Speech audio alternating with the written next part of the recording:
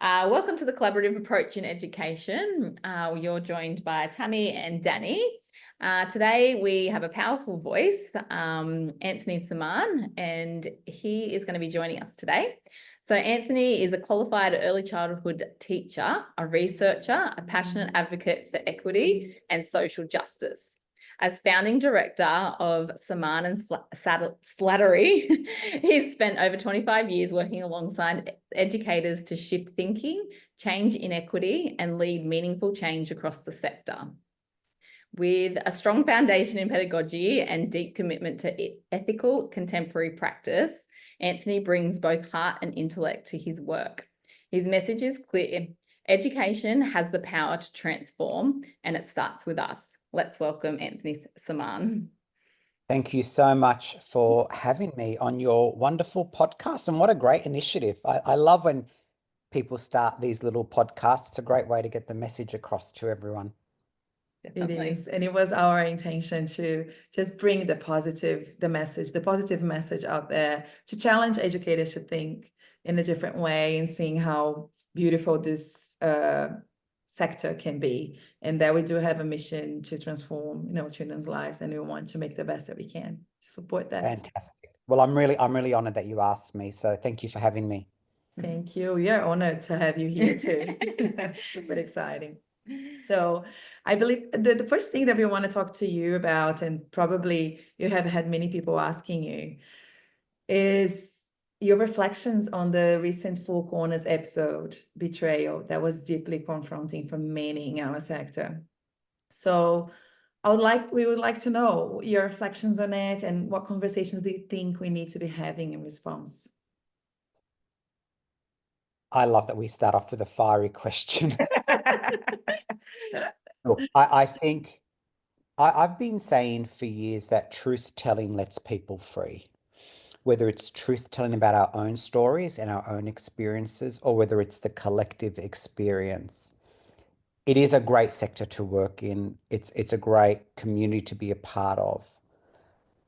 What has been highlighted through, the 7:30 report and their consequent other releases. There was another one yesterday, another 7:30 report yesterday. There's been, I think, about 5 so far. And I think Adele Ferguson will continue in her plight to share that information. Mhm. As confronting as it is, I think what it does, it teaches us that we can't be Pollyanna about what's happening in our sector.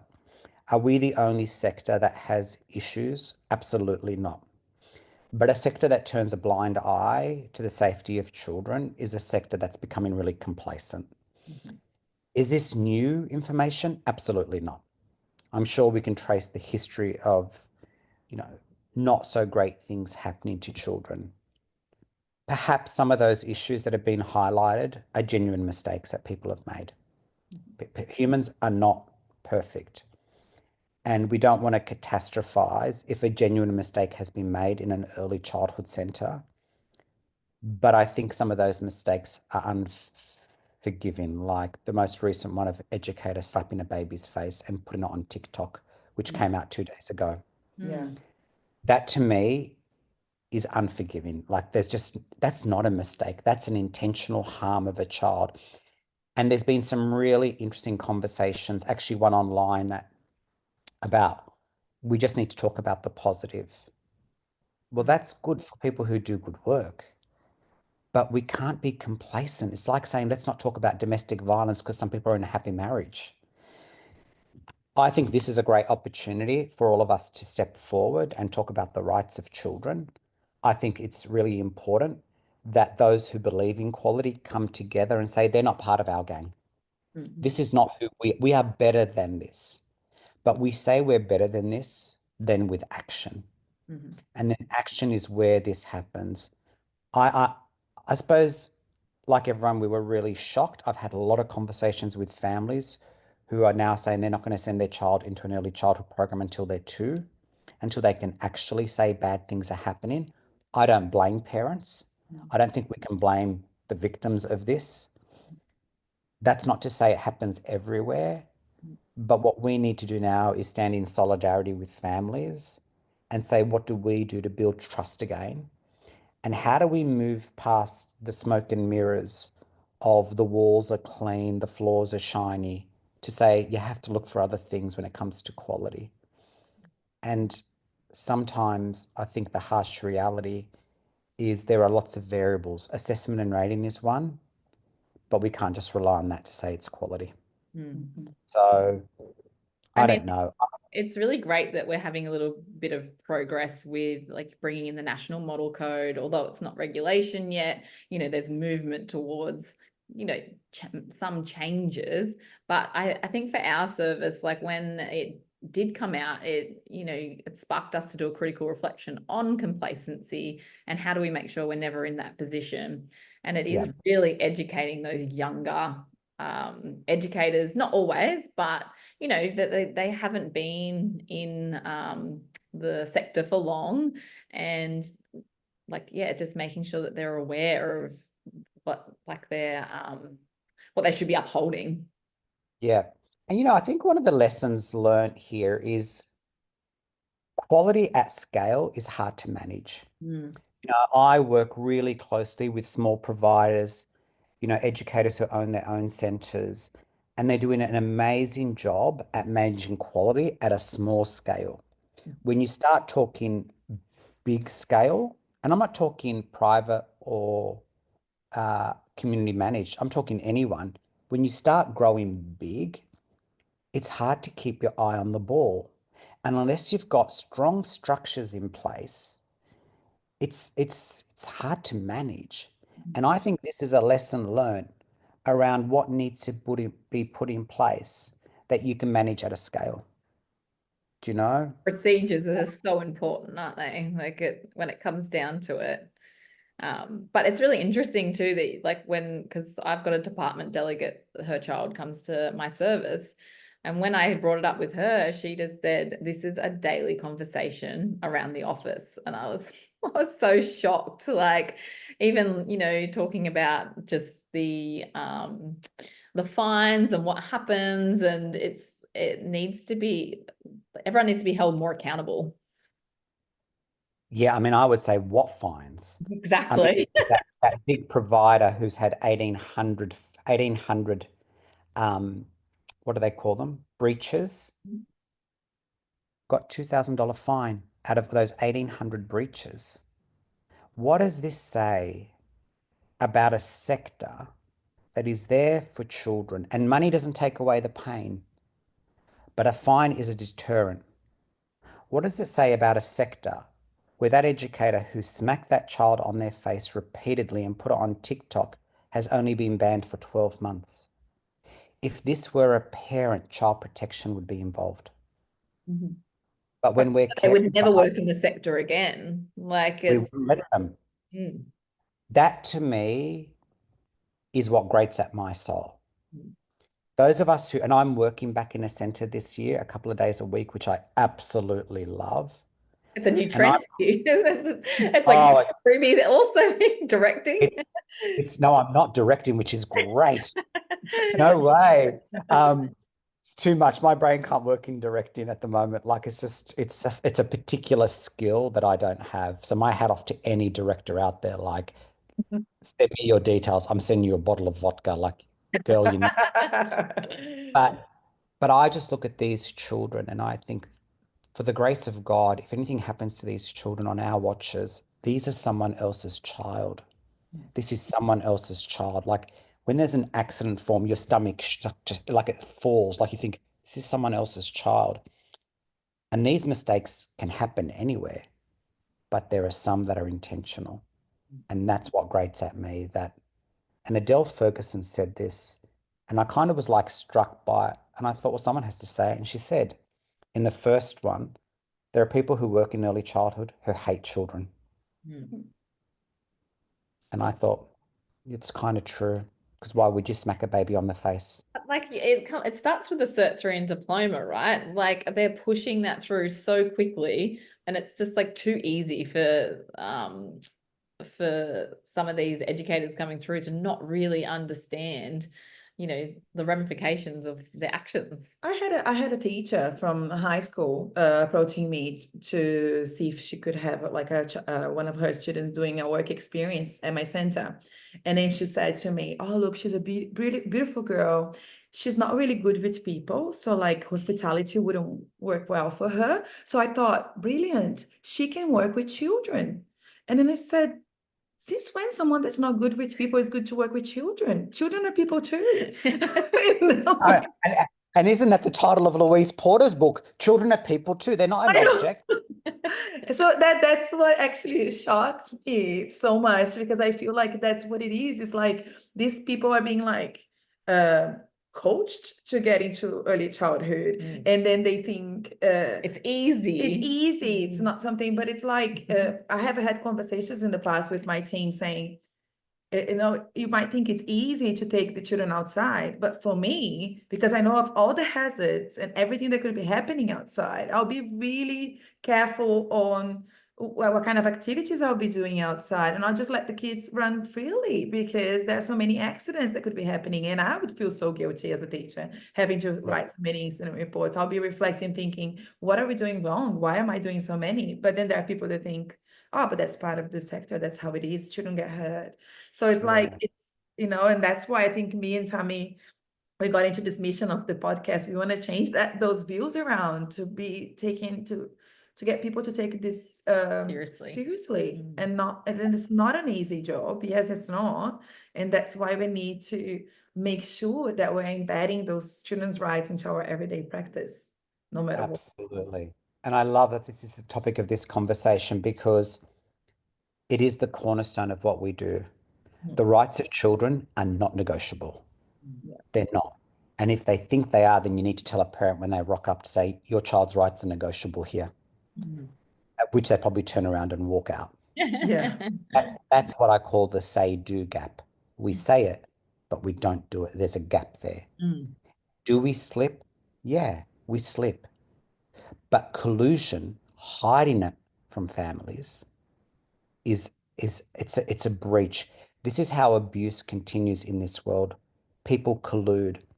There must have been people in this room that knew this was happening. What's going on that no one speaks up?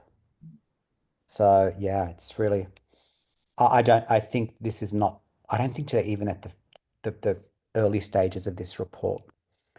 I have no doubt they'll start accessing other states' reports, because they're just focusing on New South Wales. And maybe this is what we need for a radical reform in this sector. And I hope we look deep into ourselves and say, where did we go wrong? Not where did they go wrong? Where did we as a sector go wrong for children? Yeah. So how would you say that that would look embedded, like in a service, like not just in policy, but with every interaction and decision? Like, how would you say that that would look embedded in a service? Yeah. Do you know, I can talk about my own experience. And like, I've been teaching for a long time. Then I stopped teaching, but now going back, it's interesting when you go back and teach, you get a very different view. And I'm at this end of my career, okay? And I want to be back with children at that end of my career. I want to go where I started. And you see things really differently, but you can put things into practice. And, there are simple things that are often overlooked. Things like, don't ever use a behavior management strategy on a child that you're not willing to do in front of their parent. Because if you're not willing to do in front of their parent, why are you doing it? Yeah. It's a simple accountability check on yourself.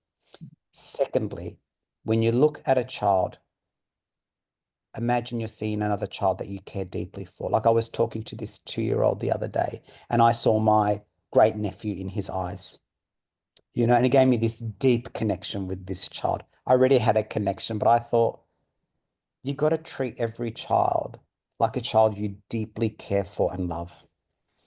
The other thing is, what if you were that child?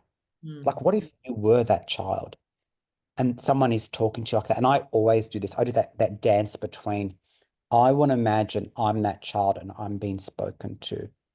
So we were going on an excursion the other day with a group of children, me and Tanya, another teacher. We're preparing for a big night. We've got a light exhibition that we're working with children. We've got hundreds coming, and we're collecting some more materials to finish off this light installation we're making. And I saw a child look a bit scared, and I thought, what happens to me when I'm scared? I don't want someone to say to me, "You'll be fine." I want someone to say to me, "Are you scared?" And I just got down on this child level and I said, "Are you okay? You look scared. Do you need something from me?" And just that pause and that connection reminds us, as you said, children are people too. They're not a machine, you know. This is a community. We're not a battlefield. And every decision we make has to be about what's best for children. And this is the question I always go back to. What is best for children? What is best for children? What is best for children? Even if I'm going on a break and I've got a child in an interaction, what is best for children? My break can wait. My break can wait. This is what's best for children. Even if it means I have to sacrifice 10 minutes from my break, that I come back on time, what is best for children? And this in and of itself is a selfless act. We cannot be there for us. We have to be there for children. But I also think there needs to be some ongoing conversations in a place. You know, we talk a lot about health and safety for the adults. Why don't we do a health and safety check and well-being check about the children in our staff meetings? How is the well-being for children going at the moment? Where have we connected or disconnected? Which child can feel on the periphery of the group? Was there a child who felt scared or worried throughout the week? And how did we help that child? I mean, to me, it's about humans being deeply connected to the experience of another human. And as soon as you let go of that, this is a machine. We're just working in a machine. It's a farm for children or a warehouse for children, and that's all it is. And I can't work in a place that's like that. Yeah.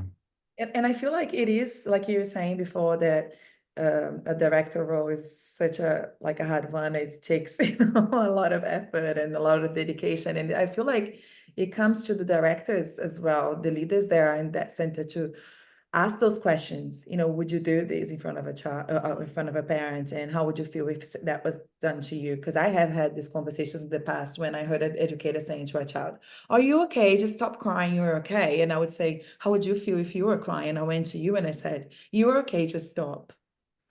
And then she looked at me like, "Oh, it's different." No, it's not.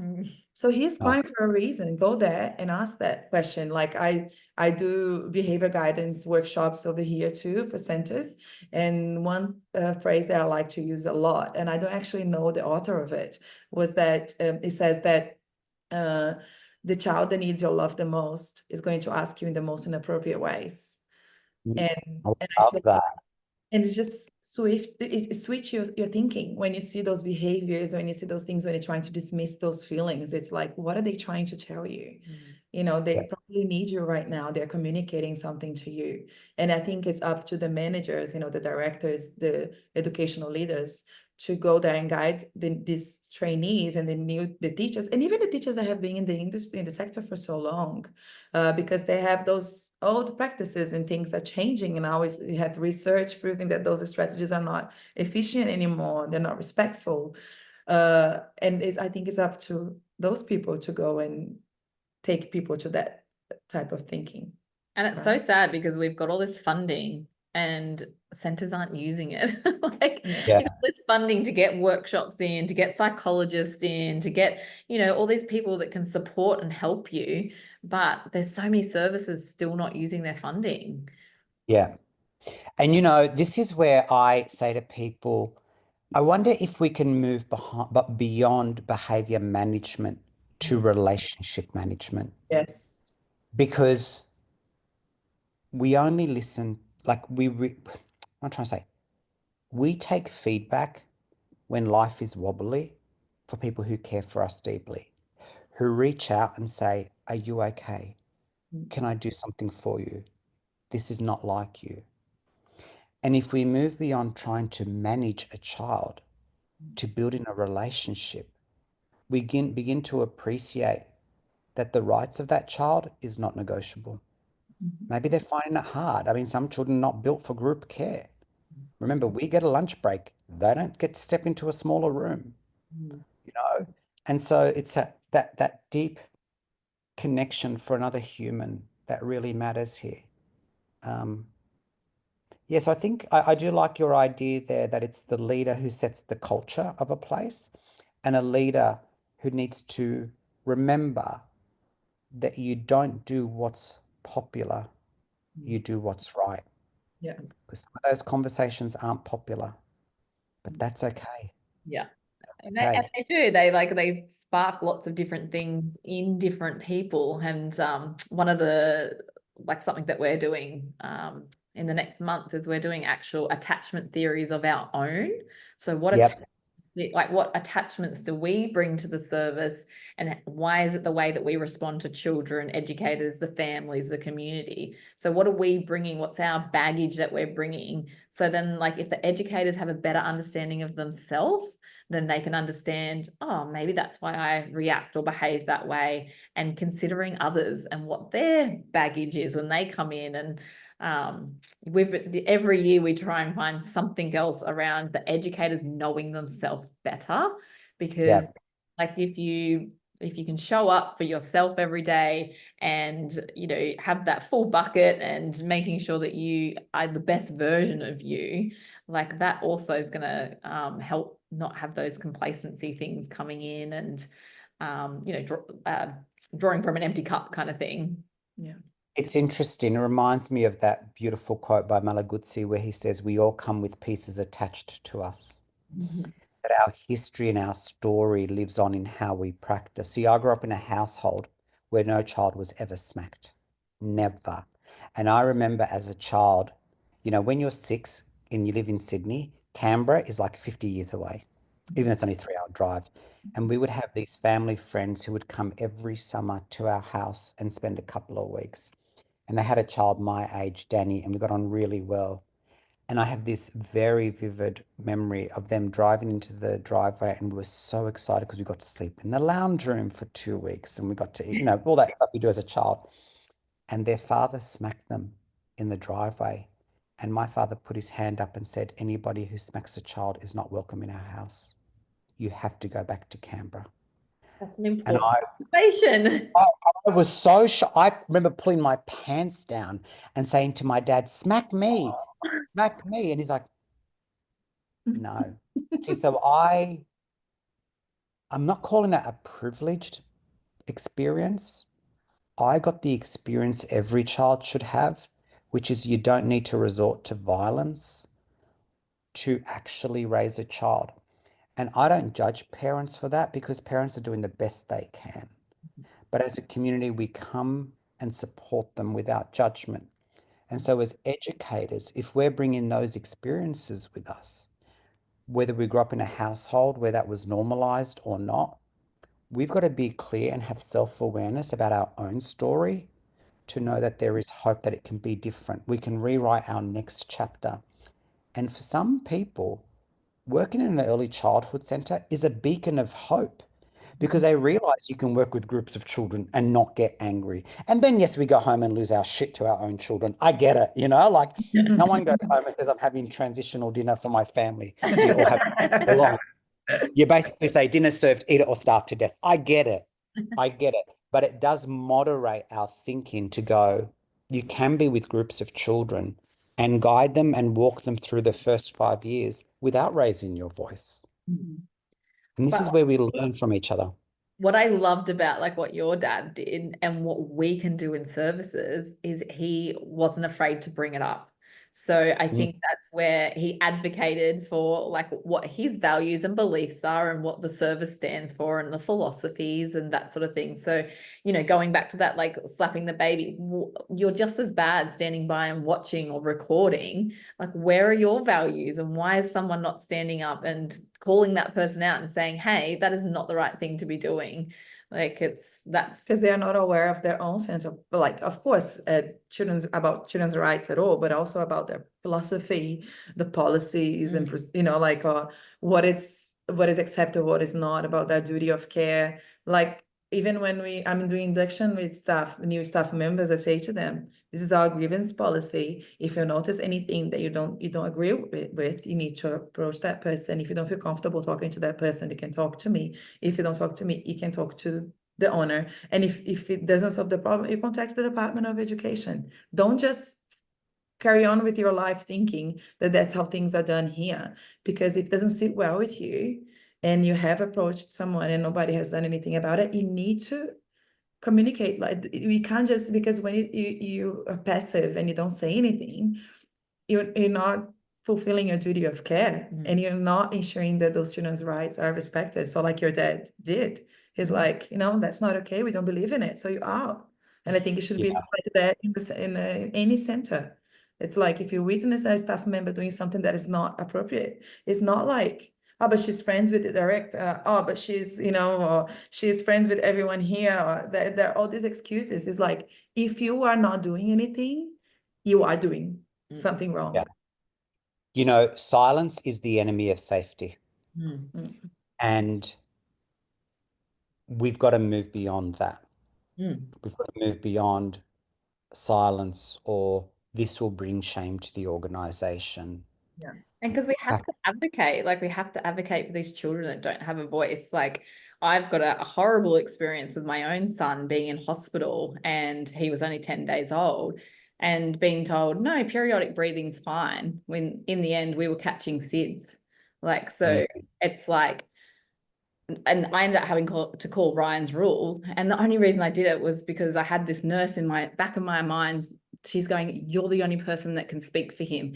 Make sure you say it. Don't, like, if you know, you know. And so then, like, actually advocating for him and bringing it up. When I asked the head of the peds ward, is this SIDS? He said, well, yeah, and you're just catching it. So it's like, it's so important these children don't have a voice. Even if they are 5 and they can speak, you still have to advocate for them. Like, it's so important. Absolutely. And maybe there's some more work to be done in our sector about radical advocacy. Maybe there's some more work to be done around breaking the silence. And we know that there is history of people being punished when they talk up. But that's what your union's there for, is to protect you. That's what your colleagues are there for, to protect you. Like, I always say to people, you're never alone. You can't be the only person on the planet who wants to protect children. Bring that army of warriors around you who will stand there in solidarity with you and make you feel normal while others are trying to shame you for speaking up.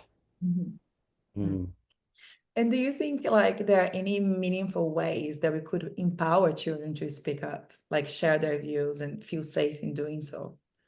Oh, absolutely. Look, we had a staff meeting the other day and we established a children's council at the service. So it's a representative body of 6 children who will, yeah. And I was getting the presentation together, and there was a group of children sitting next to me and said, what's this? And I said, look, it's for the presentation tonight for the teachers. And I said, we're wanting to bring together an opportunity. And, I realize how hard it is to explain this to children. This is the stuff that I find hard in teaching. I need to teach longer to figure out this, explain these ideas. Yeah, it's just, and I said, anyway, we're going to do this group and we want to bring you in, share your ideas. Isn't it great? And the children said, no.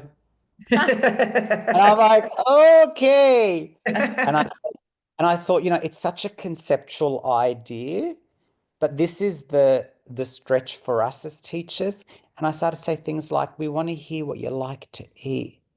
We want to hear where you like to play. We want to hear who your friends are. And they go, oh, we love that. And I thought, this is one mechanism we can put in place because it's going to feed up to management and then to the governance board. And I thought, this is one way that we can do this. The other way is to talk about children's rights in simple ways, like you can say no. You can say no. You can say, I want to eat later, rather than us going, you have to eat now. No, they don't. Actually, no, they don't. A child has a right to food. So giving children that opportunity to challenge adults, because ultimately we want every child to know where their rights become manipulated. And so it's really essential for us to then speak about this in the everyday. And I know there's some great work, like the Pickler approach where you ask permission from children. We need to carry this through in all the work we do. And sometimes that does make adults feel challenged that children are saying no, but just cop it on the chin, because one day they might really need to say no when someone is really putting them at harm. And if I can cop it on the chin for them to realize no doesn't mean you're in trouble, and that puts them in a good position later to say no, then we're winning this game. I often find, even with my own children, like the playful tapping each other on the bum and things like that. And like, it's all fun and games, but then as soon as one says no, I'm like, no means no. Like, it's now time to stop. I know you're getting all hyped up and silly and you think it's funny. And even like with tickling and like things like that. And like, it's a lot of conversation like I've had with my husband, even like, I think parents get so caught up in it being fun. And, when it sounds like they're jokingly saying, stop, like, I've had enough. You need to stop. Like, they're actually telling you. And then if you stop and they're like, oh, can you do it again? Then that's different. But if they're saying stop, like, I know, like when I get tickled and then you're like, okay, I've had enough. Like, you've had enough. So Yeah. yeah. And that will help those interactions when they grow older as teenagers or young adults. And if he's on a date with a girl and the girl says no, that it means no. Yeah. And then Absolutely. oh, but maybe she didn't mean that, or she was just joking, or she was drunk, she didn't know what she was saying. And I think that's when those conversations. But like when you do have your parent nights, having those conversations with parents, like, I know it can seem like such a, like you're in the moment having lots of fun. And I often see it, particularly from the dads, like, it's their time to connect. But sometimes that connection isn't quite like meeting that child's need in the rights of the child. But making sure that we pass that information onto our families as well. And it's never too young to learn about your rights, like it's never too young to have your rights taken away from you. So if they have their rights, then we can teach them like we teach them any other thing. And we know the importance of playful pedagogy. We're not saying sit them down for a lesson. It's the everyday interactions. It's the everyday nuances in our work that then has an impact on children when they begin to know about boundaries and limitations. And, the children we work with, we need to think about what kind of human beings are going to leave our place. And I know now matters, but who they become later matters as well. So it's not just the now that matters. They say we're raising adults, like it's, Yep. that's who they come out to be. I'll be the ones changing our nappies in a nursing home. And changing the world. So we've got to be very cautious, because more than ever, the world needs humans who are kind and caring. The United Nations declared 2024 the worst year to be a child on the planet in the history of the planet. It was the worst year ever. And what are we doing wrong? We are richer than ever as a world. We are more connected than ever as a world. We have more resources ever than in the history of the world. Yet 2024 was the worst time to be a child on the planet in the history of the world. So something has gone wrong. Something's gone wrong. It's shocking. Sick. It's depressing. It's depressing. And so, can I change the world? Do you know, I have this quote, if I may, can I read this to you? It's a quote by William Ayres. And William Ayres, he wrote a book called Teaching Towards Freedom. And I'm very happy to share this quote with you that you can share with your listeners. And I'll And this quote just reminds us, oh, I don't know what I've just put in the chat function for you there, but I will put that quote in there that you can share with people. And it goes like this. Teachers and parents must be willing to act on behalf of our students and our children. We cannot simply accede when clouds are gathering, threatening them and us. I don't know how to change the world, and I don't know if our efforts are in vain. But I knew that change in small places can gesture towards larger transformations, and that change in a single mind can unleash a universe of possibilities. We must be willing then to act for small change rather than waiting for some monumental movement when everything will fall into place. And I constantly think about, yeah, when the clouds are threatening us, we can't hide. All clouds run out of rain eventually, and you got to remind yourself of that. And I don't know, I don't know if I can change the world, but you know what? I can change one mind. And if that changes something, it's worth it. And there's no good time. You can't wait for everything, like the day that no one's on annual leave, the day that it's not going to happen. It's all those So, small acts. Like that's changing the yeah. world, all the small acts. And I feel like you are doing this, doing with your workshops. So I feel like you probably started there with the same intention as we did, like setting up this podcast too. So changing some minds, the ones that we can, when we get feedback of people saying like, I really connected with what you guys say.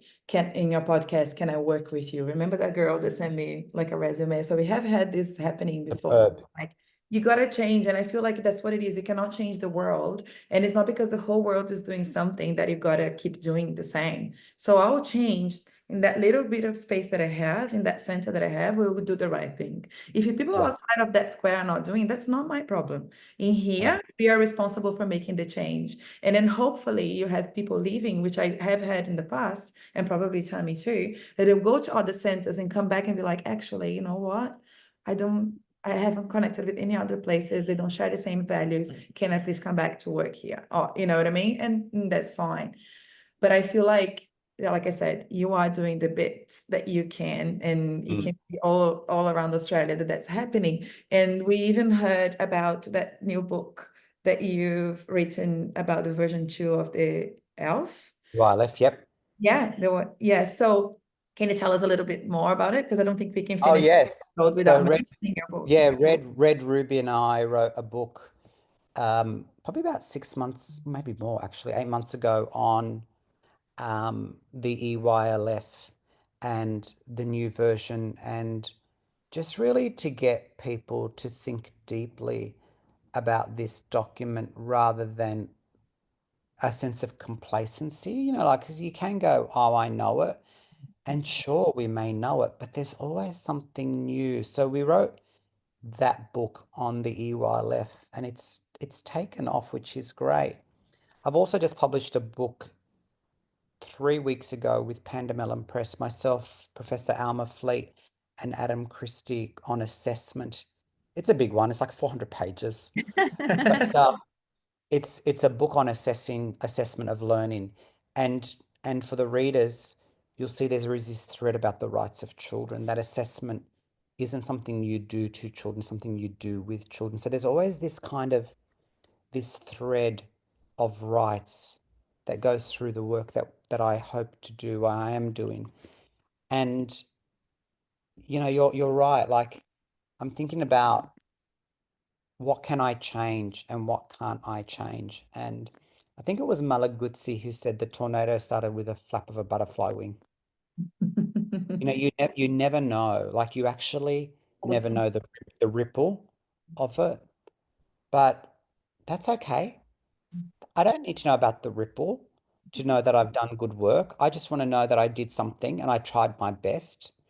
And if there is a ripple that comes back in life later, that's fantastic. And it presents itself in the most serendipitous moments where you meet a child who's now an adult that you taught, or even an educator who comes back to you and says, you really you know, you really made a difference. I had this very humbling moment actually the other day, and a director in the Gold Coast who I used to work with reached out to me, and we used to work together 20 years, actually more, 20 years, something like that. And she's amazing, and I love her dearly. Her name's Louise, and she reached out, and I even feel like I'm stumbling talking about it because you kind of like check your ego. Anyway, she reached out and she said, I haven't spoken to you for years, but I wanted to give you some feedback. And I said, oh, okay, what's happened? And she said, as an Aboriginal woman, you opened doors for me, you didn't close them.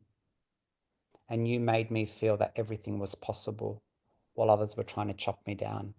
And I never got a chance to tell you this. I am where I am today because of the opportunities you gave me.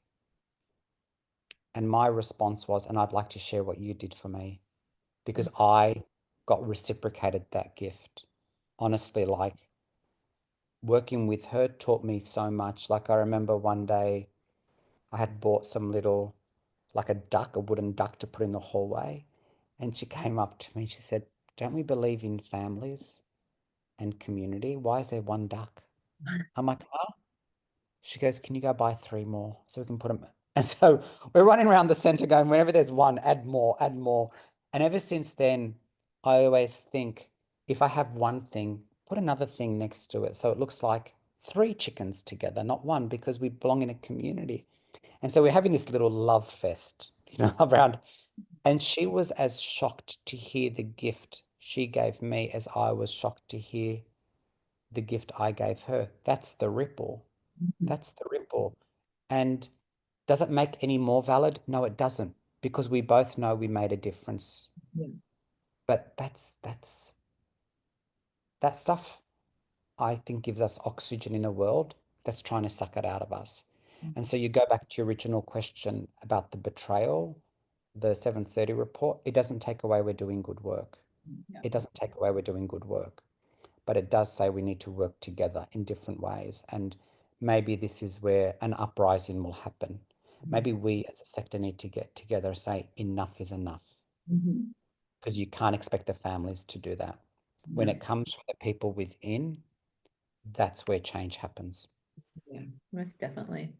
We'd like to thank you so much for your time. We really value you donating it to us to make sure we can get the word out and continue our mission. And yeah, we'd really love to thank you for that. Yeah, thank you. So Anytime. Happy to come back anytime. You're doing great work, and keep up the work. We need more voices in this space.